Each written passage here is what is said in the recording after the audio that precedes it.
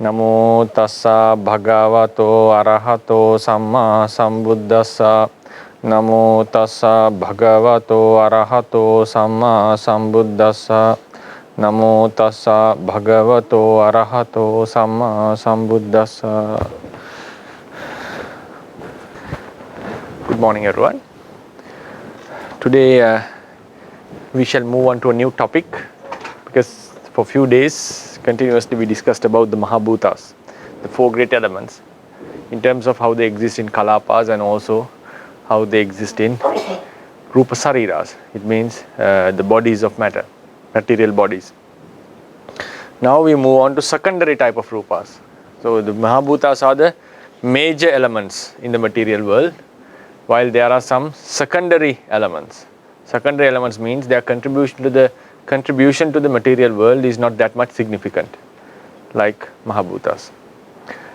So there are 14 derived matter, we call derived matter or secondary matter, according to Theravada tradition, excluding the 10 Anippana Rupas. So we have 14 derived matter, but in most of the cases you will heard that there are 24 derived matter, including the 10 Anippana Rupas. But while explaining the Rupas, I shall take the Anippana Rupas as well. But when discussing about derived matter specifically, I exclude them and categorize them in another group. So when we discuss about the Rupas, we have 4 major elements, 14 secondary elements, and 10 Anippana Rupas, related qualities or natures related to the Rupas. So that's why how we get the 28 Rupas. So within the tradition, so today's lecture would be, and also I would discuss about the first Anippana Rupa, first derived matter, these lectures as I have categorized, the color. So today's lecture would be about derived matter, Upadaya Rupa,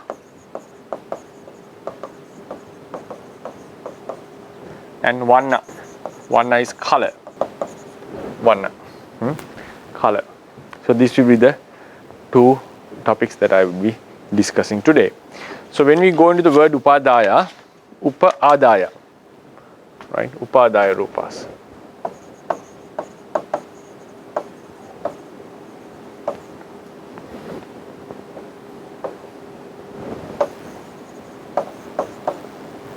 Upadaya Rupa, which comes from Upa plus A plus Da root, right? Then Ya is added. So this Da refers to giving, Dadati, but when connected with A, it gives the meaning to take, right? To take. So there is a figurative speech in explaining this matter. Now we know that 4 great elements are the major parts or constitutions of the material world. Without the 4 great elements, we cannot have any substance, or we cannot have anything, or material stuff. So these are the 4 great elements, 4 great qualities of the material world. So when they come in clusters, when they happen in clusters, when they occur in clusters, some other secondary qualities do happen between them, among them. So these secondary qualities cannot come into arisen, cannot come into existence without the support of the 4 great elements. So they are depending on them. So the quality of Upadaya Rupas is dependence upon the 4 great elements. That is their first major characteristic. So it means Upadaya Rupas get the support from the Mahabhutas, but the Mahabhutas are not necessary to have been supported from the Upadaya Rupas. There are certain Rupas that support the Mahabhutas, strengthen Mahabhutas, but they are not compulsory. It's not compulsory in the general sense. In certain, like for instance, if you talk about Kamaj Rupas and so forth, there is a necessity of Jivitindriya, a certain Upadaya Rupa. But in general sense, we have to say Mahabhutas does not require the support of Upadaya Rupas. Upadaya Rupas greatly depend upon the Mahabhutas. So that is the first major characteristic. So that the Pali sentence comes, Chatunnam Mahabhutanam Upadaya. Chatunnam Mahabhutanam Upadaya. So this upadaya means having taken, figuratively saying, it means having depending upon. But this phrase, Chaturnam Mahabhutanam, is written in genitive case. But it has to be taken, its meaning has to be taken from accusative, in accusative case. So when we transform this in the Pali, it becomes Chattaro Mahabhute Upadaya. Chattaro Mahabhute Upadaya. So that's how we have to take the meaning. If I write it in a different color, the meaning has to be taken Chattaro Mahabhute. Mahabhuta taking as a masculine noun. Mahabhute Upadaya. It means depending upon or having, now figuratively saying, having taken the Mahabhutas. Taken here means depending upon. The major characteristic of the Upadaya Rupas are they depend upon the four great elements. They are not attributes of the four great elements. If you take the genitive case, right? Genitive case is normally translated as of, right? So if you take it as it is, the meaning should be depending. There is a problem in how to connect with the Upadaya, but idea can go that the Upadaya Rupas are qualities of Mahabhuta, but there is a problem how to connect this, how to connect the Upadaya to the genitive case. But anyway, but if you take it in genitive case, there is a possibility that you may get the idea that derived matter are qualities or attributes of Mahabhuta, but it is not so according to tradition. Derived matter are themselves realities by their own. They are separate entities, but they depend upon the great Bhutas, Mahabhutas. So that's why the meaning has to be taken from in the accusative case. It means depending on or having taken the figuratively saying having taken the Mahabhutas. Here taken means depending upon. Then we move on to the types of Mahabhutas. Again, you can see it in the handout. There are 5 pasadas altogether. We have 14 Mahabhutas, 5 pasada. Pasada means the sensitivities: eye, ear, nose, tongue, and body sensitivities. Then 4 Gochara Rupa. Gochara means the sense objects. They are the color, sound, smell, and taste. The touch is part of the Mahabhutas. Touch means either we feel the hardness, heat or coldness, or the bloating, pushing nature. Then we have 2 Bhava Rupa, the elements which decide the sex of living beings, that is masculinity or femininity. Then we have 1 Jivitindriya. Jivitindriya is the life faculty which enables the living beings to continue without dying. Then 1 Hade Rupa. Hade Rupa, Hade Vattu some says, heart base, where the mind consciousness, not the 5 sense consciousnesses, the mind consciousness, Manovinyana. Manovinyana arises in it. Then we have 1 Oja or Ahara Rupa, that is the nutriment, which strengthens the body having entered into, which strengthens the animate bodies having entered into them. And also which is capable of producing subtle rupas which gives the strength. So these are the 14 derived matter. We have 9, 11, 12, 13, 14, right? So you have to plus the the Anippana Rupas 10, then it becomes 24. Now we move on to the definitions. So please focus on this, Upa-adaya, the definition.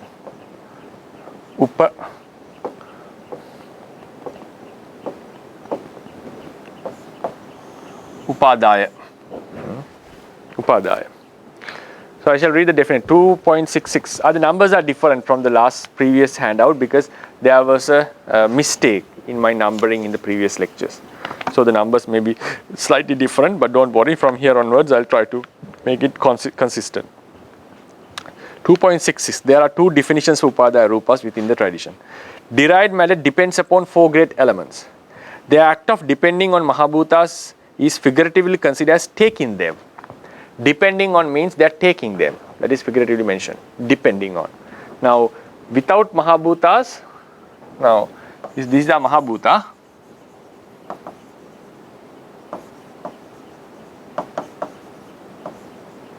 Mahabhutas.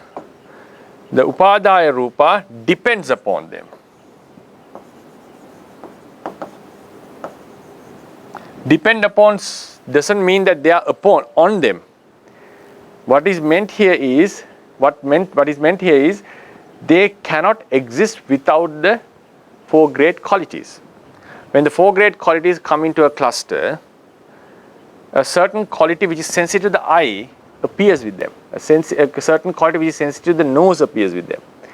So they cannot exist or come into existence by themselves in their own. Any reality cannot come into existence by their own, right? That is true. But in this case, Mahabhutas are supporting the Upadaya Rupas, but there is no such a support given from Upadaya Rupas to Mahabhutas. Right? It's not a mutual support. If you think about the consciousness and the mental factors, they are mutually supporting each other. But here there's no mutual support. If you think about the Patthana, the ones who have memorized it, Chattaro Mahabhuta Upadaya Rupanang Sahajata Pacchena Bacchayo.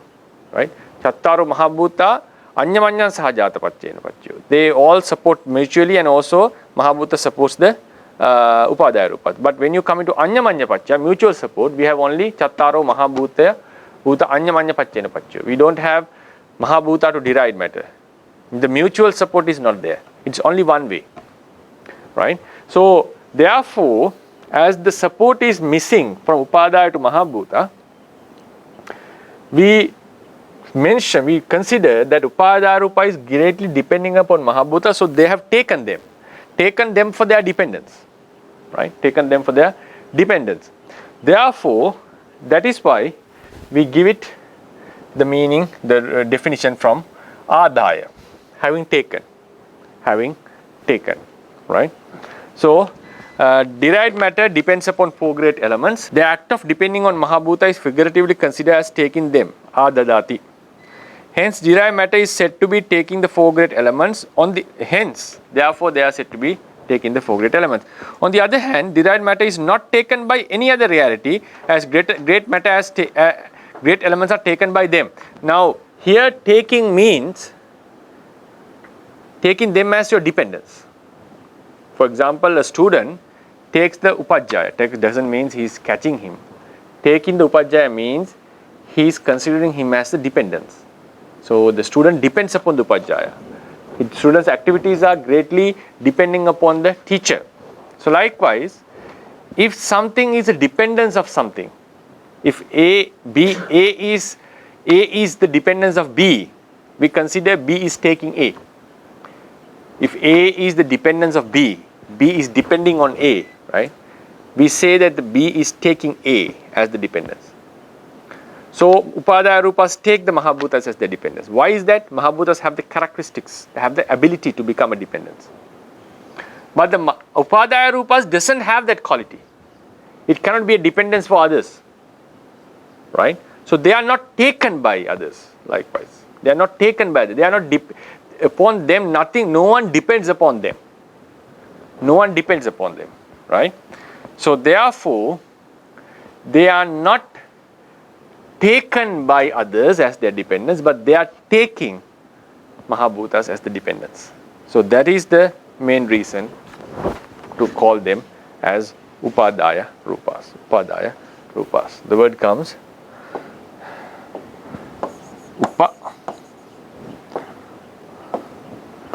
plus A plus Da plus Ya. Right? Upadaya. Then the second definition is, as derived matter always depends upon great elements, they are normally known. Known here means taken by mind.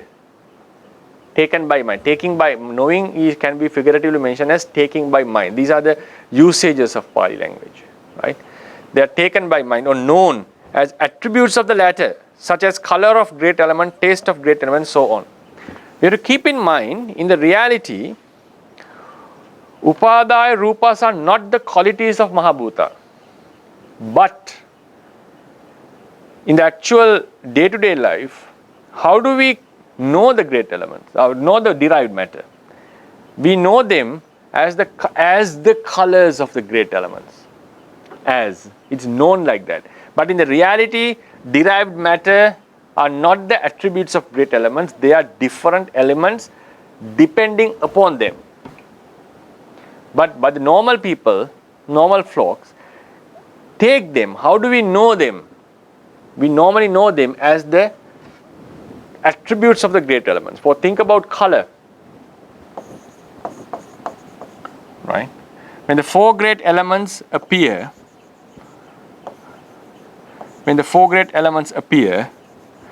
a certain color appears among them, right? In that cluster. That color is a separate element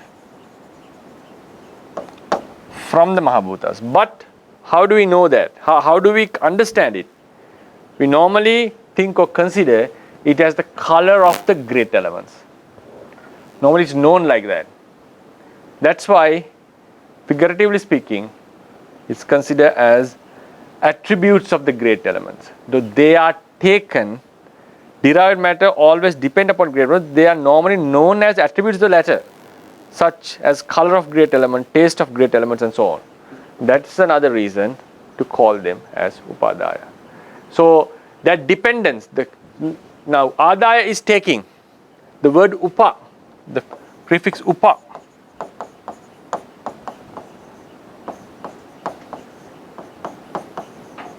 This prefix upa suggests that they are always known with the help of the great elements. Right? You cannot know them separately. That's what they're suggesting. Normally we know them, in most of the cases, we know them as the colors or attributes of the four great elements. So adaya gives the meaning of taking. This gives the meaning of depending. Right? Depending means we know them with the help of the four great elements.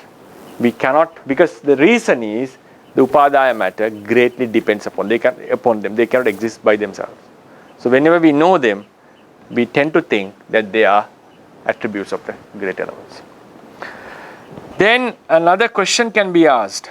Now we also mentioned that whenever the four great elements appear, four derived matter are compulsory. That is color, smell, taste, and nutriment. Right? Nutriment.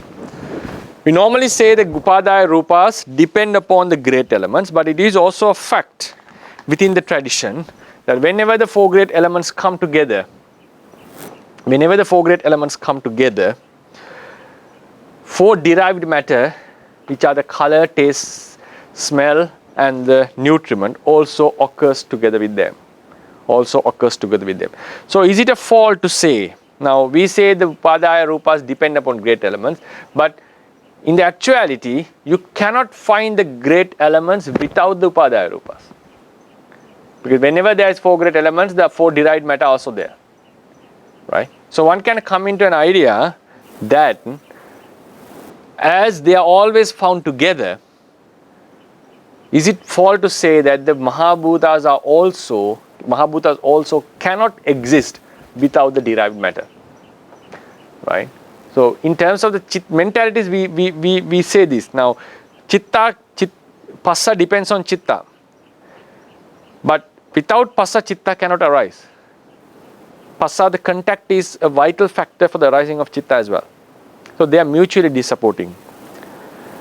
So how do we know that? Because they always appear together. There cannot be a chitta without passa. Right?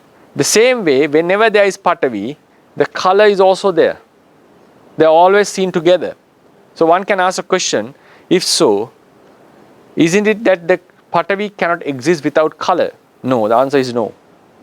What happens is, patavi, apo, tejo, vayo can exist by themselves with their mutual support.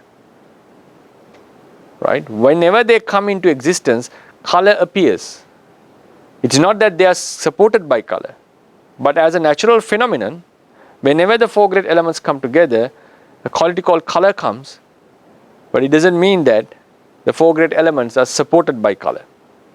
So even though they are always found, color, taste, smell and nutriment are always found with the four great elements, they are not supporting them.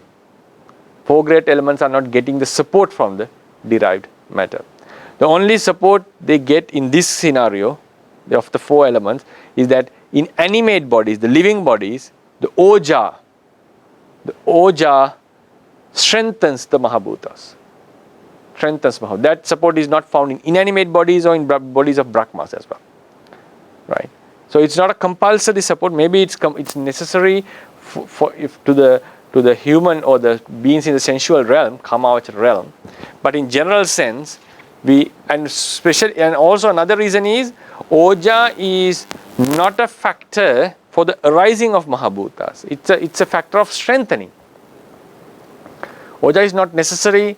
Now, even though oja appears in one cluster of the kalapa, oja is not required for the arising. Even it is missing, still the Mahabhutas can exist. That's why the Mulatika suggested that oja is not found in Brahma world. Rupa kalapas have only 5 elements, basically. Patavi, Apo, Tejo, Vayo and Vana only. The reason is why he came into such idea is because there is no significant contribution from oja to the Mahabhuta, especially for their arising. Right? So therefore always keep in mind, derived matter are depending on Mahabhuta. It's not that the Mahabhuta is depending on derived matter. It is different from how the consciousness and mental factors are acting upon each other. Then we move on to a new topic. The first derived matter we shall discuss is the color, Vana Rupa.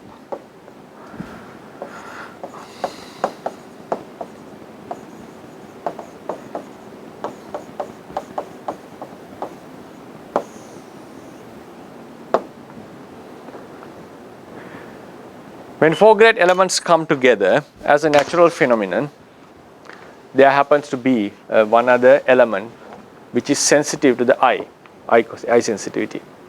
This quality, this element is called color or vana in Pali. Color causes an image to appear in the eye sensitivity. Now there are lots of problems when you come into the sensitivities and also the sense objects. In most of the cases, it contradicts with the findings of the modern science. So please keep it in mind. I'm talking about the tradition says.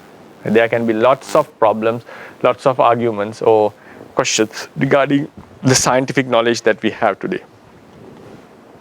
Even about when we come into the sensitivities. Now, if this we consider as the eye, for example, if this is eye, if consider now this is the eye sensitivity, but according to the tradition, eye sensitivity is in the black spot. How do you call it? The black color. Now, if this is the eye, there's a black color. Retina, no? No, not retina. This is the. So here we have. Right. So they consider this as the sensitivity. Normally we know that this is the lens, right? The lens of the eye, the black color one. So retina is behind the eyeball. This is the eye, right? This retina is here. But if you look at the commentaries, the commentators take the eye sensitivity as in here. There's a huge problem in it. Anyway, now what the color is according to the tradition, what the color is doing, I consider now, for example, if I consider this is the eye sensitivity, for instance. Now, this color, which is far away, causes, I shall draw in a different color, right? Otherwise, it's not clear. We consider as a blue eye, for example.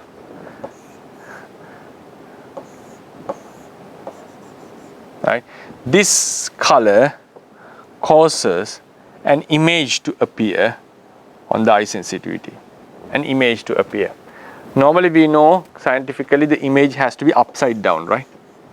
Image, if this is the image, if it is a real object, the image goes upside down and is turned again back by the brain. Anyway, now this is what the image, because what the commentators have done, to my opinion, if you look into the eye of another person, you can see the image. Now, if you look into the eye of other person, you can see your image in his eye, right? If you look into his eye, you can see its image. So this is what the commentators have thought. The sensitivity is there. The image appear on it. That image can be seen by others, right? That image appears in the same size, same shape, same side of the real object, right? Scientifically, findings are different. Anyway, now this is the function. The color causes another means the image to appear on the eye sensitivity. And this is considered as striking. The light facilitates this. Light facilitates this striking. When the light is there, it strikes. Due to this striking, eye consciousness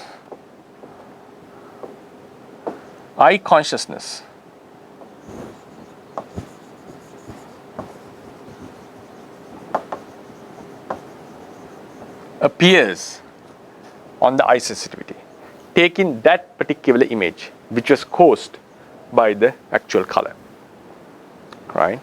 So these are the functions of color. Color strikes at the eye sensitivity, and it's a fundamental cause, a reason, we call the cause, better to say, right? A fundamental cause for the arising of eye consciousness. And that quality, now this color, if you think about this as a material thing, right? So there are 4 great elements here.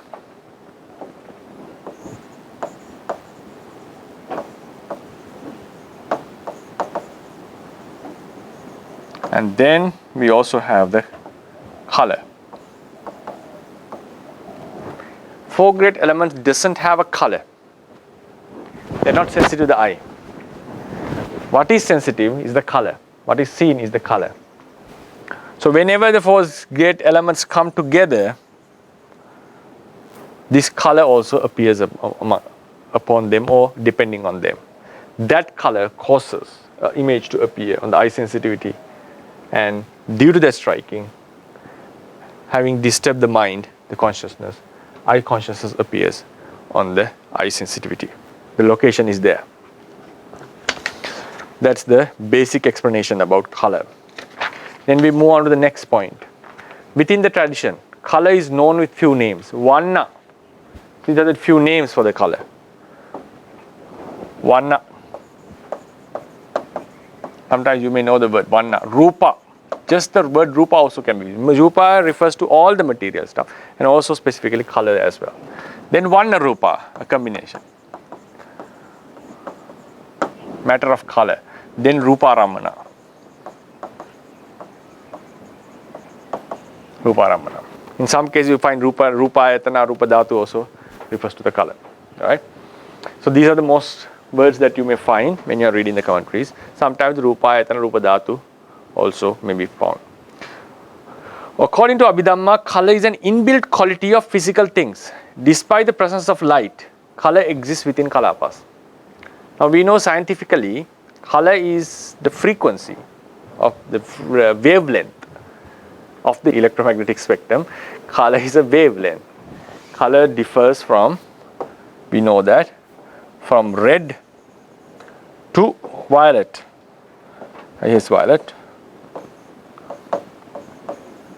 Right? Red to violet. Between them, we have orange, yellow, then we have green, blue, then we have something called indigo, right? So these are the 7 colors in the spectrum, scientifically what we have known. So according to the wavelength, Now electromagnetism is a wave. The photons come in waves. Depending on their wavelength, our eye experiences color. So this is called the visible spectrum. So according to that, the things, the material things, does not have a color within them. They are colorless. So color appears only when the light strikes at them and reflects. The wavelengths which reflects represent the color of the thing. For example, if something is yellow, the entire light strikes at it, white light. Most of the other wavelengths are absorbed and transferred into heat. The yellow wavelength reflects. So our eye sees the object as yellow. That is how scientifically it is explained. So what absorbs depends upon the nature of the surface of the thing, right? But according to the Abhidhamma of the Theravadians according to Abhidhamma and most of the ancient philosophies, color is an inbuilt nature of the object itself. Color is an inbuilt nature. Scientifically, color is the wavelength of the electromagnetic spectrum. So there is a slight huge difference in it. Some may argue that it is the same because now, for example, what kind of color is reflected depends on the nature of the surface. So one can argue that nature is the color according to Abhidhamma. But personally, I feel color is something which is inbuilt. Now, according to Abhidhamma, even there is no color in the world, no light in the world, beg your pardon, even there is no light in the world, still the color exists within the object. Still the color exists within the object. Scientifically, no. If there is no light, there is no color in the object. Colors of the objects are the light that is being reflected by the object, by that particular object. So there is a huge difference between these two as I concern, but according to the tradition, color is an inbuilt quality of the object, right? You can think about this philosophically, you can think on this, but most of the Western philosophers, scientists do agree upon the fact that color is a wavelength. Anyway, now according to the Abhidhamma, we are talking about the Abhidhamma explained in the Theravada tradition. 2.71, color is a quality different from four great elements but exists only when four great elements are together. Moreover, color does not belong to any single Mahabhuta, but it depends upon all the four elements. Now what we have to think is, color is not a quality of the Mahabhutas. Color is an individual element, but greatly depending upon the Mahabhutas. They do not belong to any of the Mahabhutas. If you say, grammatically, if you say it belongs to the Mahabhutas, it's in the Abhidhamma point of view, it's a wrong statement. But if you think about the Lahuta, Mudita, Kamanyata, lightness of the four great elements, wieldiness of the four great elements, softness of the four great elements, these are sub-attributes of the elements, great elements. Color is an independent. Independent doesn't mean that they can exist together, exist alone. Here means a separate entity, depending on the Mahabhutas, but it has its own existence. So it's a fault to say it's the color of Tejo, color of Patavi, color of Apo, color of Vayu. Color depends on all the four great elements within a kalapa, and they do not belong to these great elements, right? So the reason is four great elements are colorless. They are not colorful. When they come together, a quality called color appears based on them, and it becomes sensitive to the eye. So we normally tend to feel like it's the color of the great elements, but according to the Abhidhamma perspective, it's a different element. Then the type of color in a kalapa is determined by the proportion of the four great elements and the nature. Because we know that, we have discussed that Patavi also have various natures, like, or not all the Patavi in all kalapas are same, not identical. there are slight differences. Like when you talk about the walk, moving, the act of going, act of moving forward, you can run, you can walk, you can jump from one leg, you can go to sideways, you can go backwards. So the idea of moving, there are various ways one can move. So likewise, even in the quality called Patavi, there are slight differences. So this difference and the proportion, how they are mixed, 4 great elements are mixed, are the main reason for the various colors that we see. Then according to the Theravada tradition, each and every kalapa in the world has a color, but our eyes are not sensitive to all of them, especially to the subtle ones. As Rerukani Chandavivana Mahatera says, if our eyes are not made in a way that becomes sensitive to the color of the air, our eyes are not sensitive to the color of the air, because if it becomes sensitive to the color of the air, our entire world will be covered from us with this color, right? So it's a phenomenon according to how we look into the world according to the Abhidhamma perspective. So as a matter of fact, there is color as a natural phenomenon. There is color in each and every particle of the world, but the color of the air is not sensitive to our eye. Our eyes are not made in a way to be sensitive to this color. Otherwise, we may not be able to live. The entire world will be covered to us from this color. Now think about smoke. Smoke slightly, colored smoke. Think about colored smoke, green or yellow smoke. Sometimes we do have, right? So if that smoke comes here, we will not be able to see each other. So if our eyes are sensitive to the subtle color of the air, of the natural air, we will not be able to see each other. So as a natural phenomenon, facilitating the proper living, our eyes are made in a way not to be sensitive to the color of the air. Then the next point is quite interesting, 2.74. According to the opinion of late Rerukani Chandavivana Mahatera, we do not apprehend the actual colors of Rupa Kalapas, but they are mixtures. Now think about color powders mixed together, red and green, red and blue. When they are mixed, when they are kept together closer, they appear to us as purple. But in the actual sense, still the green particles and red particles exist as they are, but close to each other. So our eyes are not sharp enough to distinguish or to see the particles separately as they are. So we see it as a different new color.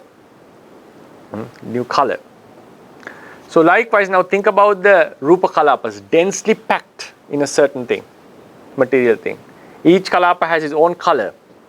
So when these various colors are packed close to each other, our eyes are surely unable to see the various colors in various particles.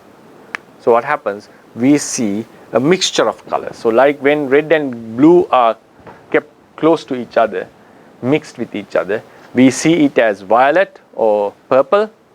Just like the same way, in the same manner, when color of Rupa Kalapas densely packed, we see it in a different way, as a mixture. So then the question can come, is it a color? Is that the color we see is not a reality? The question may arise.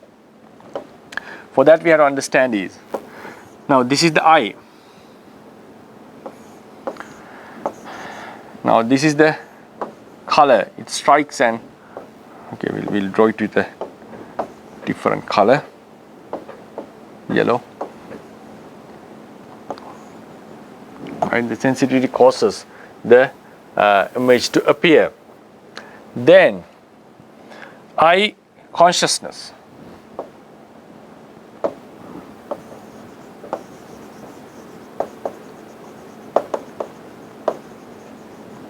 Takes this image. Because the eye is not sensitive enough to now distinguish all the colors. So a certain image appears here.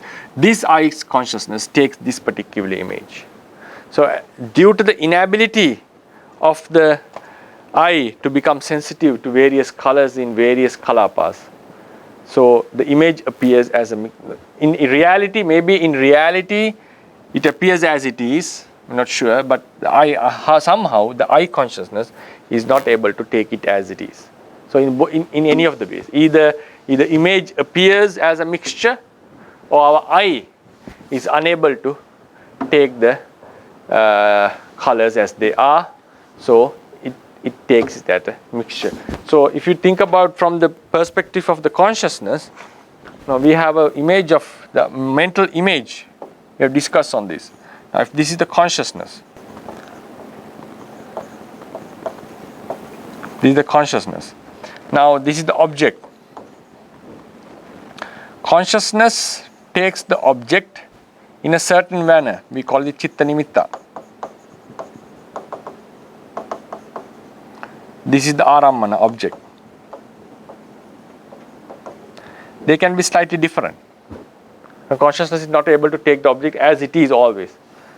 Right? There is always some influence of subjective influence into it, how it is been taken.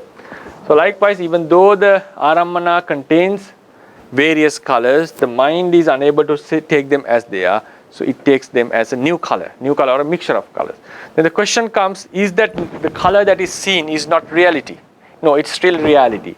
The basic characteristic of color is to become too sensitive to the eye.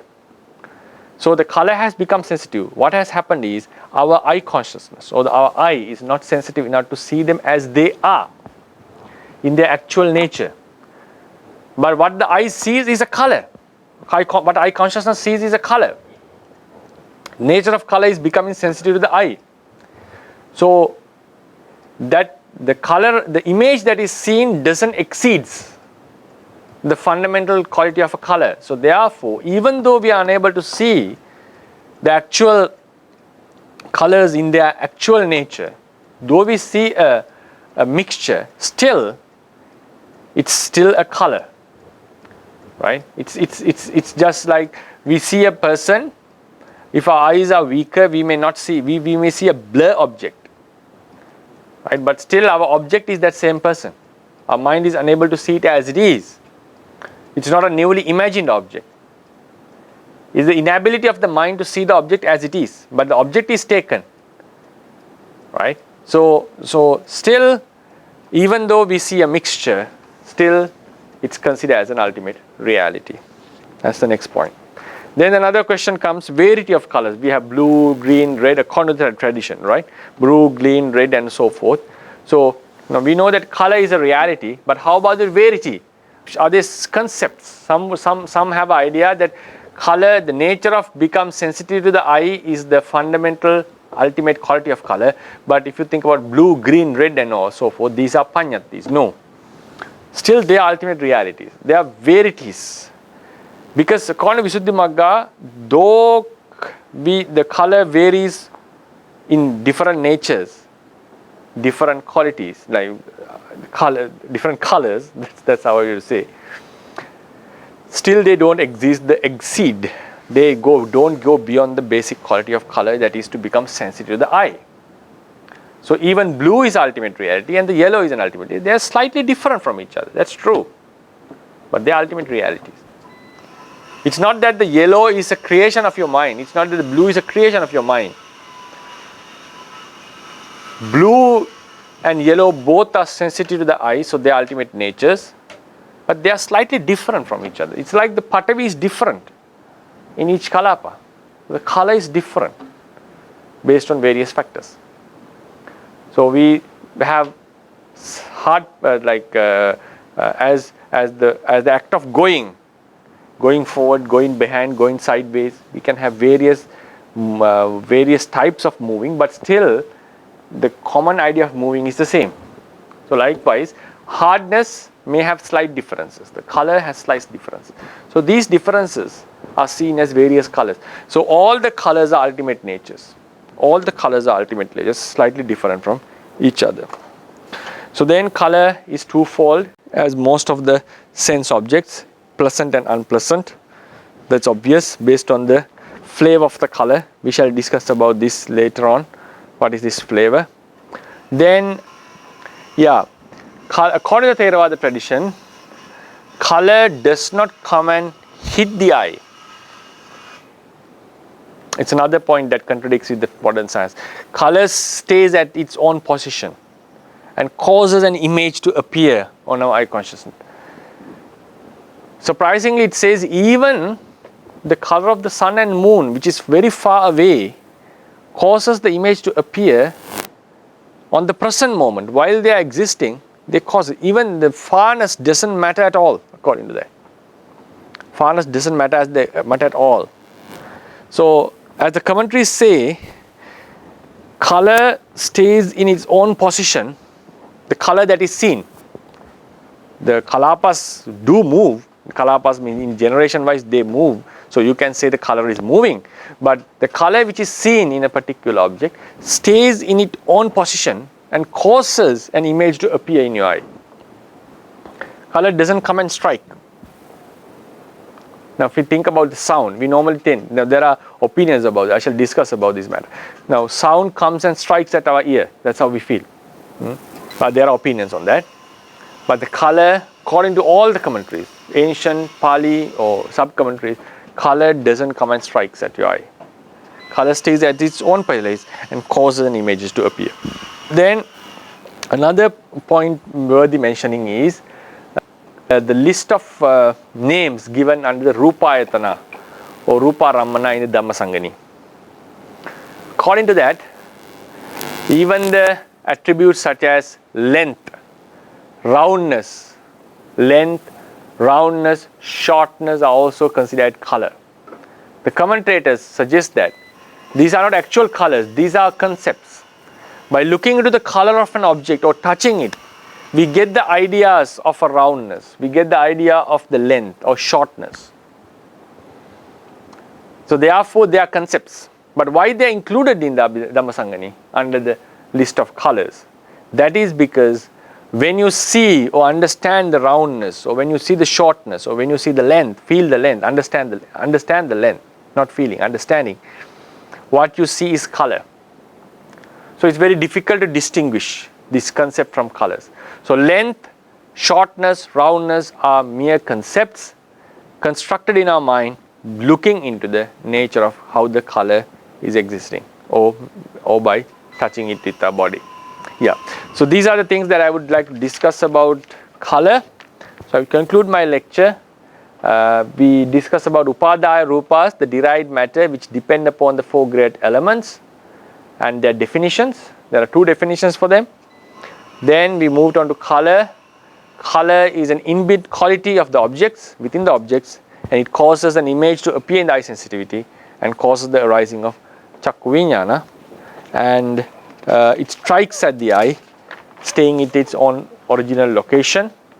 And yes, and each and every kalapa, according to Theravada, has its own color. Yeah. So this color is if you think about from the inside vipassana perspective, it's just a mere color. Color is not a self. Color is the nature of becoming sensitive to the eye. So this color does not represent the self, but to us, color is an object of pleasure, or we consider it's I myself is represented by it. You go in front of a mirror, what do we think? Oh, it's my color. I'm bright, I'm white, I'm darker now, and so forth. Right? So color is an object, is a very vital object which arouses, which causes the self-view. Even though it contradicts with the modern scientists, what the tradition explains, but still, color is an object of self. Object for the self is a food for the self-view. So it's compulsory that you have to contemplate color as a non-self element. Compulsory means it's very useful. For some, one has to contemplate on this. So think that color is just a mere element sensitive to the eye. It's out of our control. If color is under our control, everyone would like to be like a very attractive person. Everyone would like to change their appearance and so forth, right? We all have defects, as we consider defects in our faces and bodies. We also would like to have a wonderful color, attractive color, like the golden color of the Buddha or something. right? But now think about if we just woke up, we know our face is really not pleasant after waking up after a long nap in the daytime, for instance. Maybe in the morning we may be fresh, but if you take a long nap during the daytime, we know that our faces are not looking nice. We not like anyone to see even, but still, if you go in front of a mirror, that our shape would appear in it. If you go in front of someone else, you cannot stop him. You cannot just wish, may my color not appear in his eye sensitivity. No, we cannot do that. It has its own functioning. And the mere color itself doesn't represent I. We normally consider I am with a color. I am colorful. That's a different idea. But color itself doesn't represent I. Right? And then color is not a part of the self as well. Right? So considering color as mere color, a non-self nature is required for the insight, meditation. And you have to consider it as impermanent quality. It changes with time and it causes lots of suffering. Now think about things that we do to make our complexion nicer. So we have to apply lots of medicine, we have to apply do a lot of therapy to make our color nicer and so forth. It's give lots of hardship if you are attracted to it, right? So, and also how much you strive, in the end it will decay and it will turn into a unpleasant color one day when we get older. That's for sure, right? So yeah, these are the topics that we would like to discuss. Yes, I conclude the lecture giving the opportunity for the Q&A session. Yeah. Sadhu, sadhu, sadhu. Thank you so much, Bhante. Yeah, so hello everyone, just like usual, if you have any question, you can raise your hand or you can put your question in the chat box. Hi Bhante, Yes, could you please say a little bit more about the how many bhoga in the Rupa plane you said earlier? That is, it's 5 instead of 8. Yes. According to the Mula Tika suggests that, I'm not able to give you the reference immediately. Mula Tika, you can find this in Paramattha Dipani. If you go to the 6th chapter of Paramattha Dipani, Lady Sayadaw has quoted this, has mentioned that according to Mula Tika, now we know that we have Patavi, Apo, Tejo, Vayo, Vanna, Gandha, Rasa and Oja. But when you look into the Dhatu Katha, right, it says, and also in the Yamaka, the Gandha Rupa and Rasa Rupa are missing in the Rupa realm. They don't count it. And also it's a fact mentioned in the commentaries that Oja, the Brahmas, doesn't need food. That their body is not supported by nutriment. Their body is mainly supported by Jivitindriya and the mental qualities like Passaha, like the mind, the mentalities, right? And also the karma. So therefore, by looking into this, the Mula Tika suggests that these 3 are missing in the Rupa realm. So according to commentaries, Avinibhoga is 8. According to Mula Tika, it's 5, inseparable. That is Patavi, Apo, Tejo and Vanna. The commentary's explanation is, though Gandha and Rasa are not explained, mentioned in the Dhatu Katha, the reason is they are not performing their Ayatana Kichcha. Ayatana Kichcha means function as a base. Now we have 2 types of base. The sense basis, the sensitivity basis and the sense object basis. We have 6. I is the sensitivity base, internal base. External is Rupa. External means it acts as the object. It strikes at the eye. So sense organs and the sense objects. So Gandha, even though it exists in the Brahma realm, as there is no Gana Ayatana, the sensitivity, there's no sense organ. Organ means sense sensitivity. Better to say, otherwise they do have a nose, but they don't have a sensitivity. That's what is meant here. So this Gandha Rupa is not performing its function as an ayatana because it's not felt. So due to the absence of this functioning, in Dhatu Kata, the Gandha Rupa is excluded from the Rupa Bhava. Same thing happens with Rasa Rupa. But then the question comes, what about Pottabha? Even the Pottabha is not functioning, its function, its Pottabha function. It is not felt because Brahmas doesn't have the body sensitivity. Pottabha doesn't have the nose sensitivity, tongue sensitivity and body sensitivity. They do not have it. So the question comes, so why the Pottabha is not excluded? Because the reason is, Patavi Tejo Vayu, it's not only performing the Ayatana Kicca. Gandha, it's only is an object of nose. Rasa is the object of tongue consciousness and nose consciousness. But the four great elements, the three, the Patavi Tejo Vayu, even though they are not felt in the Brahma realm, they are felt in the Kama realm, but they are the basic fundamental characteristics of materiality. So they have to be there. If they are missing, Rupa cannot exist. So even though Pottabha is not mentioned in the Dhatu Kata, still the Patavi, Tejo and Vayu are counted as they are the fundamental qualities of the material world. So based on this, even this commentary suggests that Gandha Rasa exist, but they are not performing they are not seen, they are not felt as sense objects. So the Mulatika is saying, no, you don't need to worry about that. It's just merely absent. That's why they are not mentioned. Even whether they perform the functions of Ayatana or not, it doesn't matter. If they exist, they have to be counted. So why it is not counted? Because they are not existing. The Oja. What is the purpose of Oja existing there according to, maybe, if there is not there. The same question can be asked, what is the purpose of Oja existing in inanimate things, right? So, but somehow the Mulatika suggests, as the Oja is not functioning in Brahma world, it's not found there.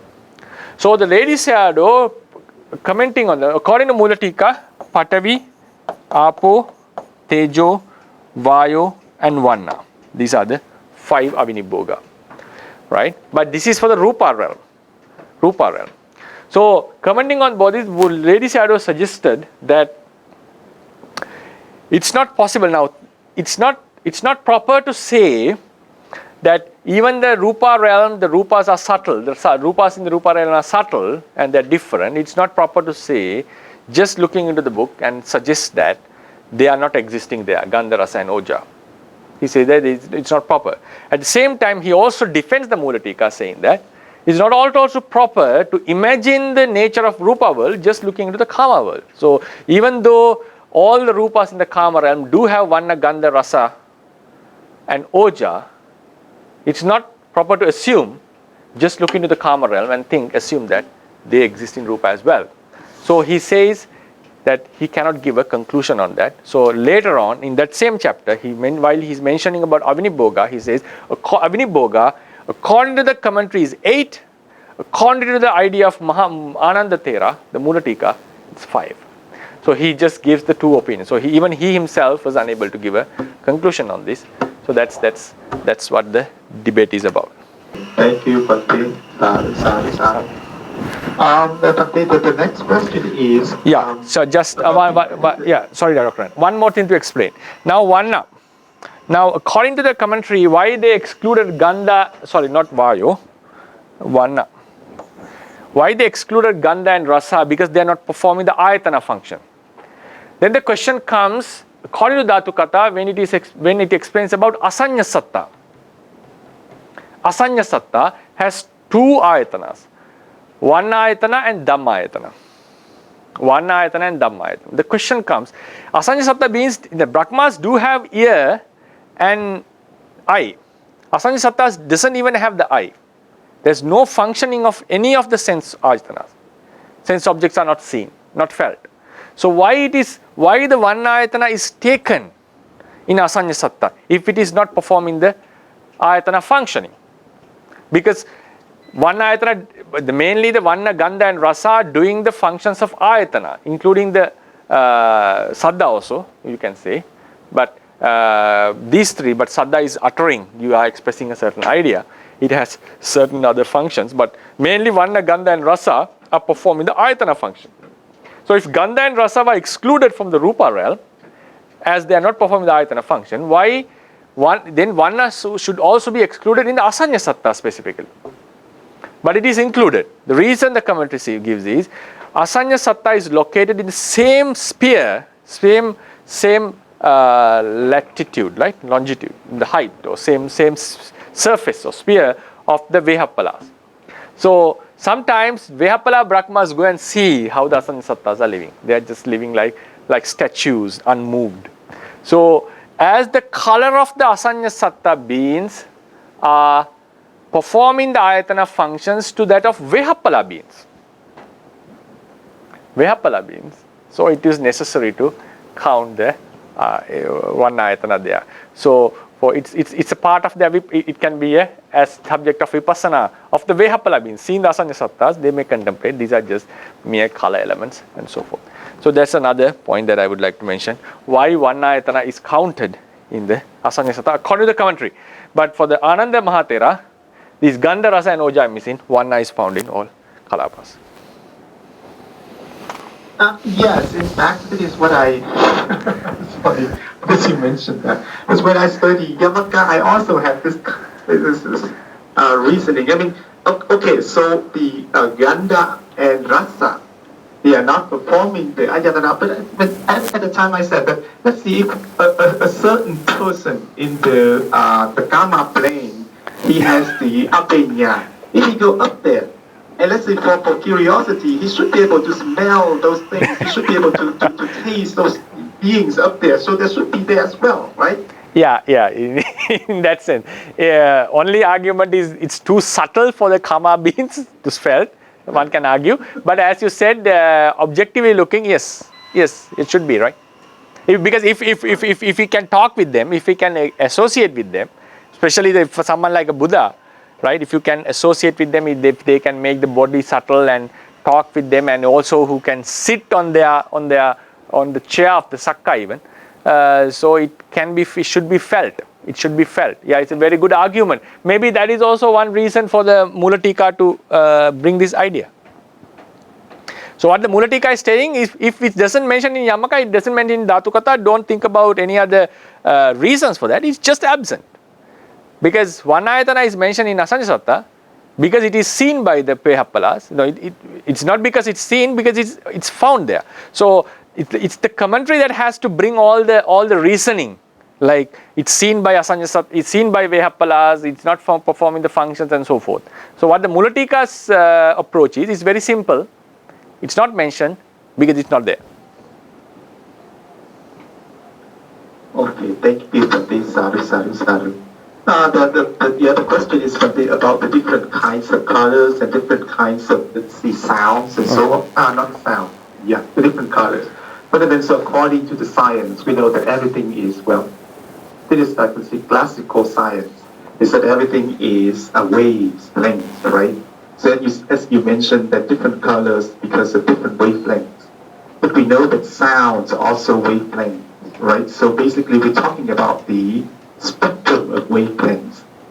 So what is your opinion about this? Because if we say that everything is wavelengths, then where is the clear cut between color and sound? In the scientific perspective, right?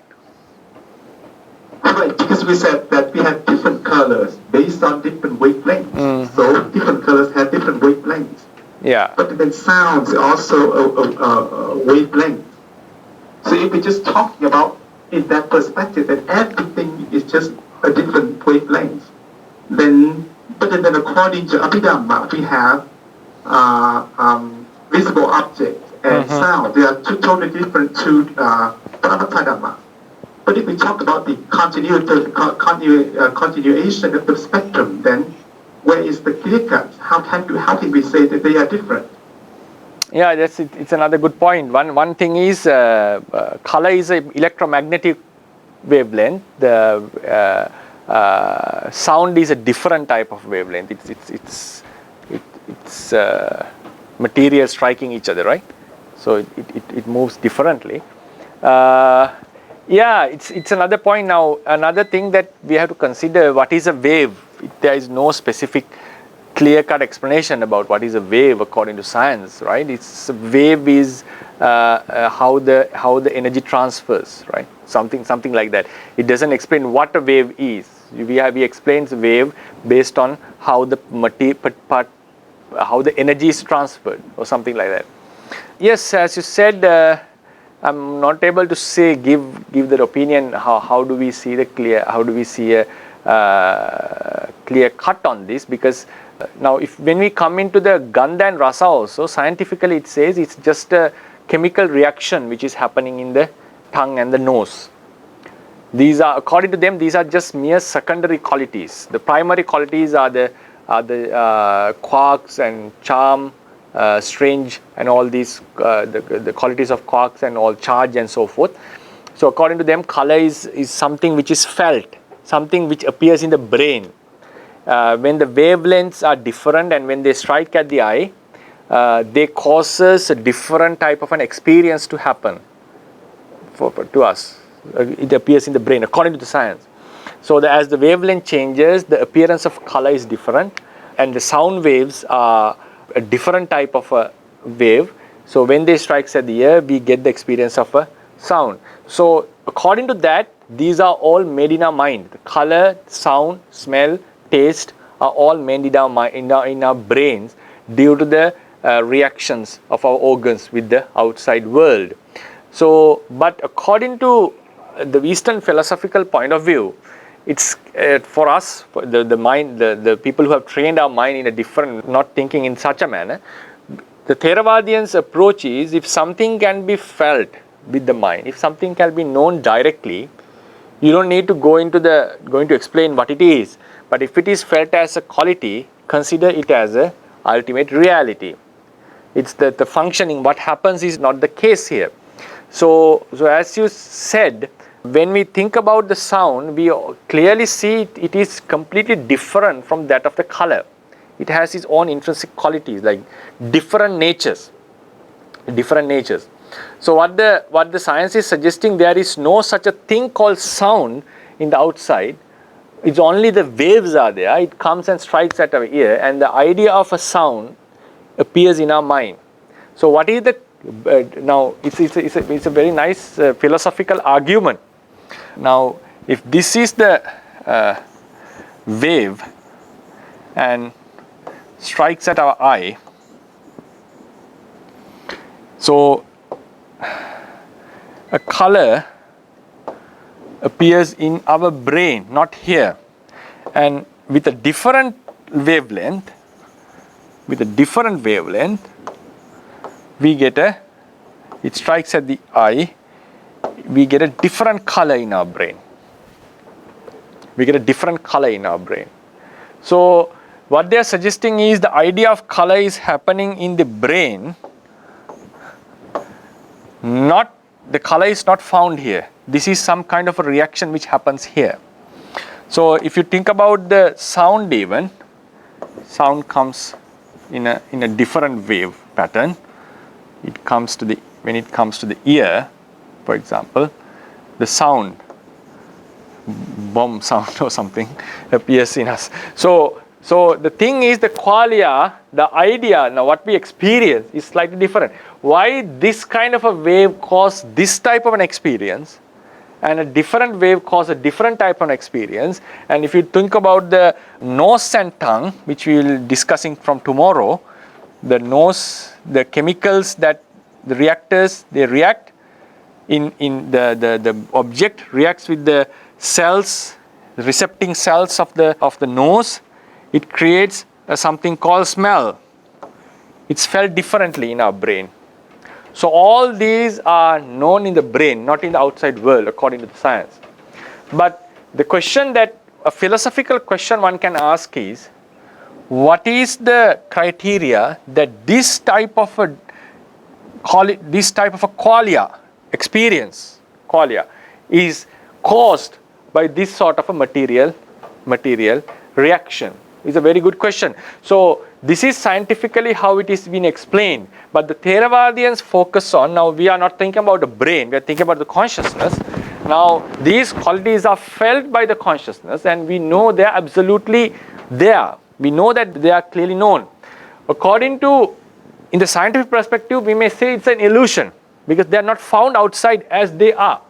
There is no such a thing called a color, it's just a wavelength. There's no such a thing called a sound. It's just the how the wave patterns. There's no such a thing called smell. It's the reaction between the material and the recepting cells.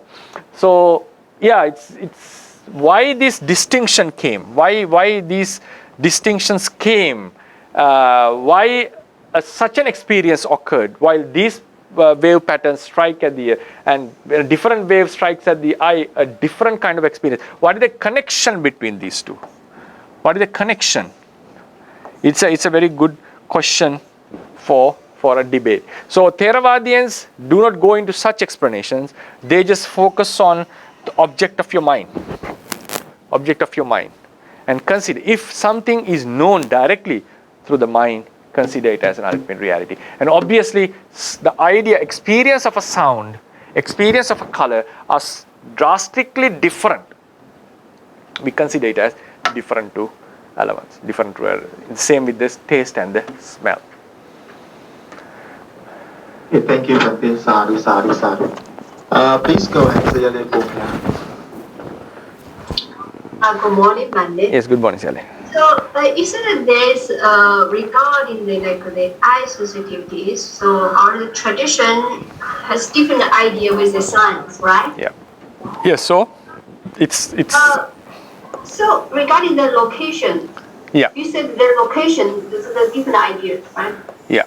So normally, I'll discuss this when we come to Chakkuprasada. I shall discuss in detail, about this matter. I shall discuss about in detail.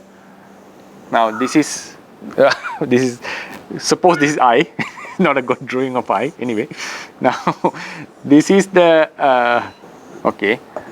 Now here is the retina, right? So here we have the front part. We have a lens, something like that. So the light comes and hits here. So these are the cells which are receptive cells. And in this area, the light is not seen, so we have the blind spot here.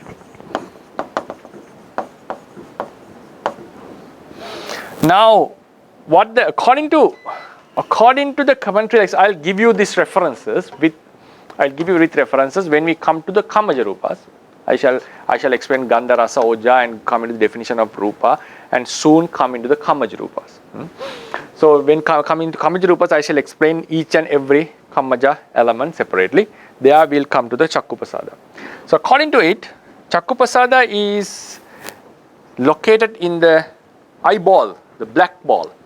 Kaluyingriya. For some it's brown, for some it's blue, different. Normally in the Asians we call it black, right? So in the black Kaluyingriya, the black ball of the eye, it's located inside that black ball. We know that we have seen the eye now, obviously, scientifically, with the experiments. The black ball is found something here, right? Or maybe we can think maybe something here, right? So within that black ball. So Chakkuprasada, according to the commentary, is found here, within the black ball. 7 layers. It's like it's spread in 7 layers of the flesh of whatever. So it's spread in 7 layers, like the oil spread in a wool, cotton wool. So there are lots of Chakkuprasada located in this area. So there strikes here. So the image appears here. So how do we know that? When you look into someone's eyes, you can see our image in the eye, the within the black spot. There's a slight circle like within the black spot. For example, this is the eye, right? So here we have. So you can see our images here. So this is what is suggesting within the black spot. So maybe the explanation is given from this standpoint, this way. Maybe they are referring to this part, maybe, right? I'm not sure about that. But it seems when you read the book, that's how I understood. It seems like the commentators are telling the eye sensitivity is located in here. It's located here. There's no specific mentioning in the Tipitaka about this. It's coming in the commentaries where the location is. The Buddha has not in the Tipitaka you don't find it, right? So that's why I said, according to the science, it's back in the eye. According to the commentaries, it's in the dark ball of the eye, which is located in the frontal part.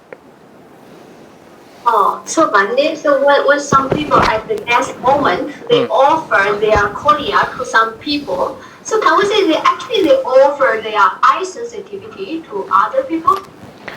No. According to what they are doing at the moment, they are offering this part, as far as I know, the lens part, not the entire eye. Yeah, I mean, you see, like we said, the commentators, so that the location of the eye sensitivity is from this part. Right? Yes. Okay. If we are maybe I'm not sure what is being offered. We have to check on it. Please check on this. I think it's not the lens, entire lens. It's just offering a sort of a layer from the eye. That's. Yeah, I mean the layer is something like according to the commentators, said like eye sensitivity. But you cannot, according to the Abhidhamma, you cannot offer your eye sensitivity to someone else because it's created by your own karma, right? So the eye if we. As we know. Yeah. Without the eye sensitivity, we also cannot see the object, right? So that's why my eye. It has to be like this.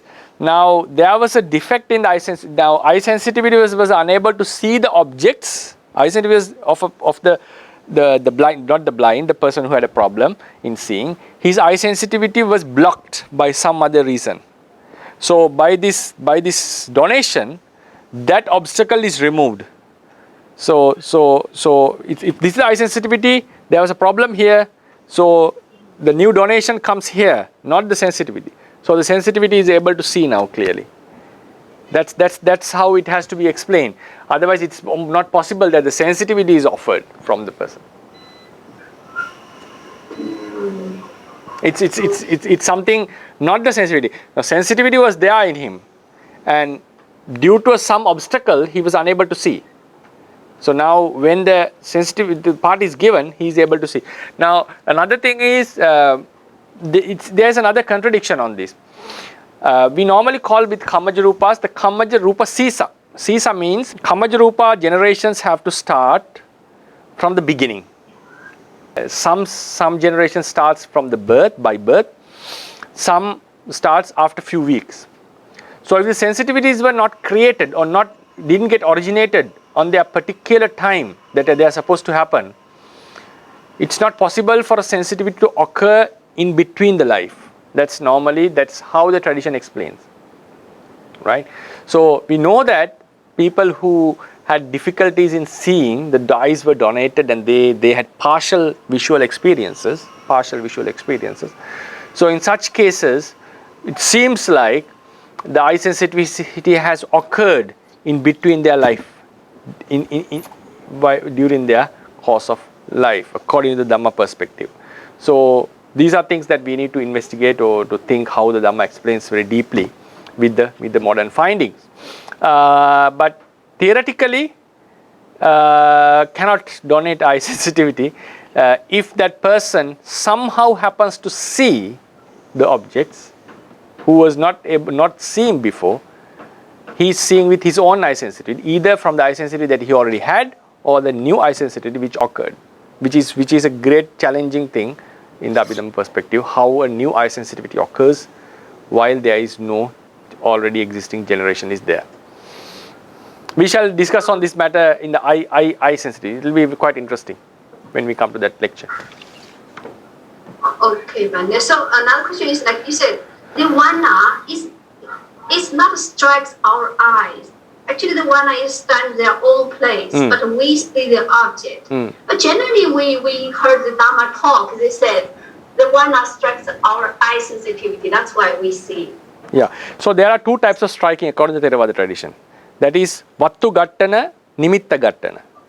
Vattu Gattana is the object striking at the sensitivity. Nimitta Gattana Vasena means the object is causing an image to appear on the sensitivity. So color is causing an image to appear on the sensitivity. It is considered as a striking. That's why I gave it in the handout. I mentioned it. 2.78. Yeah, it facilitates the strike. Yeah, 7-8. Yes, this according to Theravada commentaries of Theravadians, color that is seen does not make any physical contact with the eye sensitivity. It causes its image to appear on the eye sensitivity, being in its own location of origin. Even the color of faraway objects such as sun and moon causes their images to appear on eye sensitivity while being there.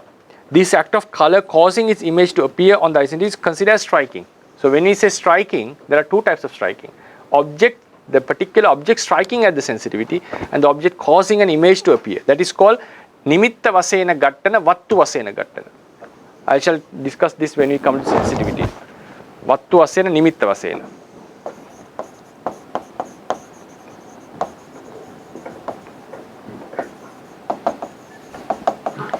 Nimitta uppadana vasena actually.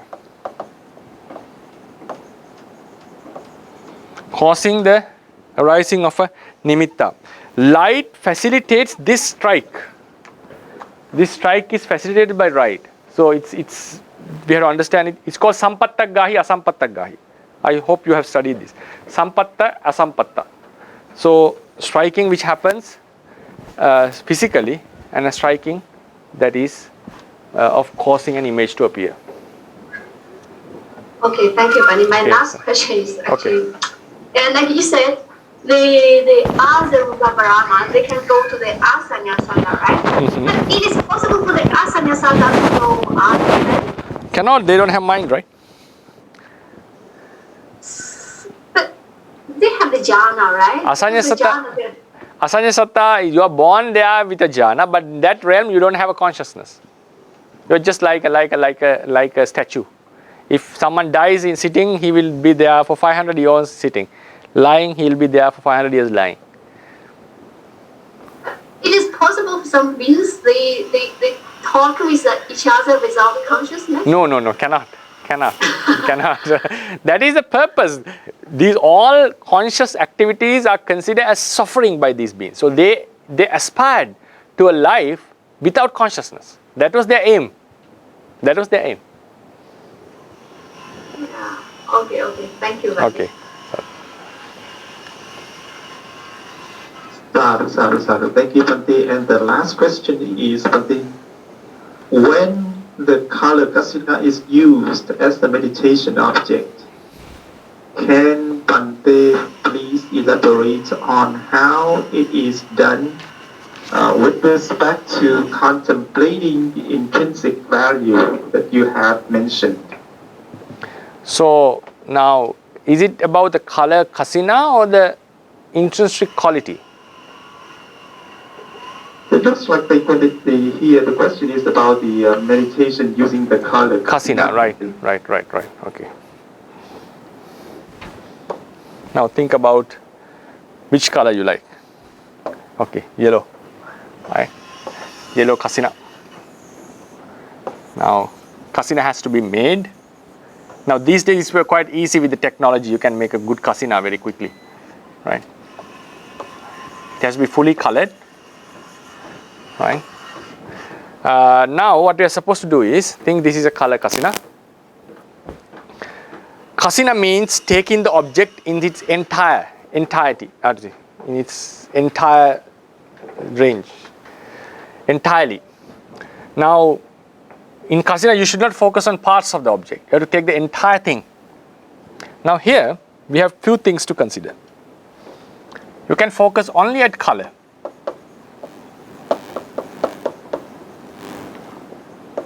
You can focus at the substance. Then we can also focus at the shape.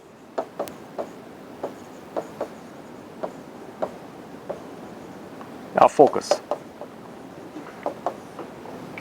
If you focus only any of them, only of these aspects, it's not a color kasina.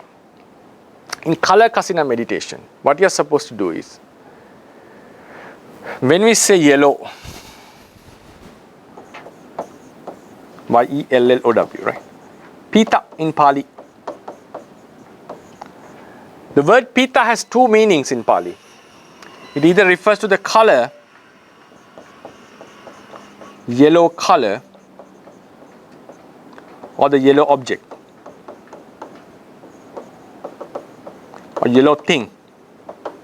Now consider this as a thing. It is a material thing made of a certain substance in the shape of a circle with the color yellow. So in Kasina, what we are supposed to focus is the second aspect of yellow, not the color. You are supposed to think about a yellow thing. What is that yellow thing? A circle thing made out of a certain substance. The substantial quality is not necessary here. Substantial quality is not necessary, but we know it's made out of a substance. So what we have to think is this as a yellow colored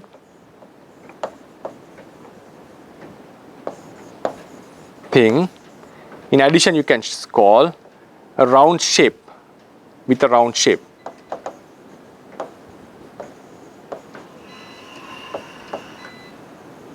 This is the idea that you have to have.